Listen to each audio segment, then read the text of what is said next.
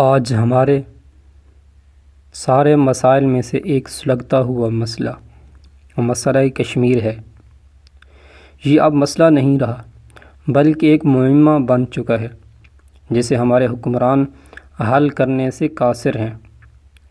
جب سے انڈیا نے آرٹیکل 370 اور 35A کو ہٹا کر کشمیر کی خصوصی حیثیت کو ختم کیا ہے، اس دن سے ہمارے حکمران اور ہماری عوام سوشل میڈیا، پرنٹ میڈیا اور الیکٹرانک میڈیا پہ اس مسئلے کو اجاگر کر رہے ہیں۔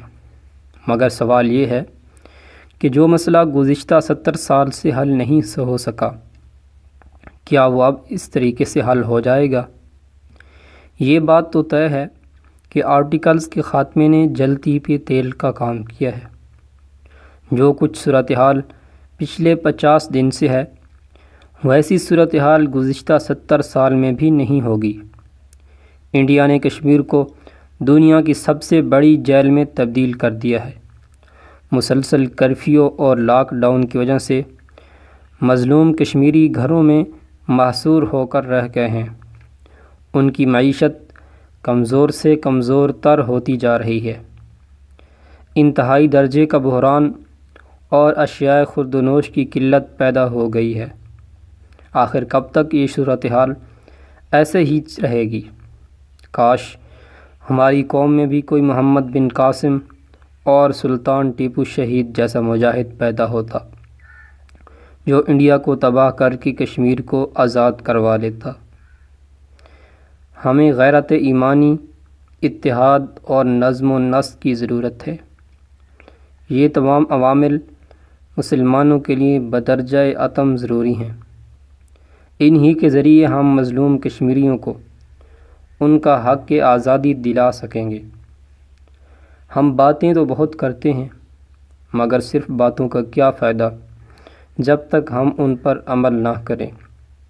اگر ہم آج اپنے قائد کے اصول اتحاد، ایمان، تنظیم پر عمل کریں تو یہ مسئلہ حل ہو سکتا ہے۔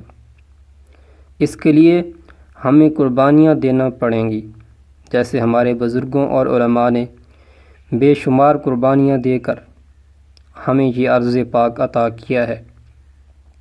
آج ہم اس لیے ظلم کا شکار ہیں کہ ہم نے اسلام کی خاطر مر مٹنے کے جذبے کو بھلا دیا ہے۔ ہم پر صرف کشمیر میں ظلم نہیں ہو رہا بلکہ ہر جگہ ہم مظلوم ہیں۔ آج بیت المقدس قبلہ اول بھی تو یہودیوں کے قبضے میں ہے۔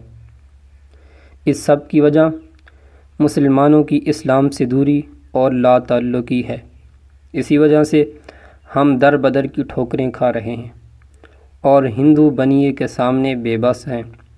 کاش ہم پہلے والے مسلمان بن جائیں، پھر انڈیا کی اتنی جرأت بھی نہ ہوگی کہ وہ کشمیر کی طرف میلی آنکھ سے بھی دیکھے۔ کافر گیدڑ ہماری اسلام سے دوری کی وجہ سے شیر بنے بیٹھے ہیں۔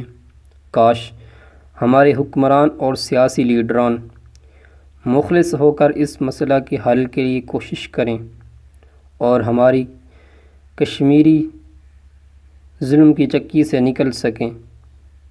جب تک ہم آپس کی نفرتوں، رنجشوں، سیاسی لڑائیوں اور ذاتی مفادات کو چھوڑ کر ایک نہیں ہو جاتے، تب تک اس کا حل ممکن نہیں۔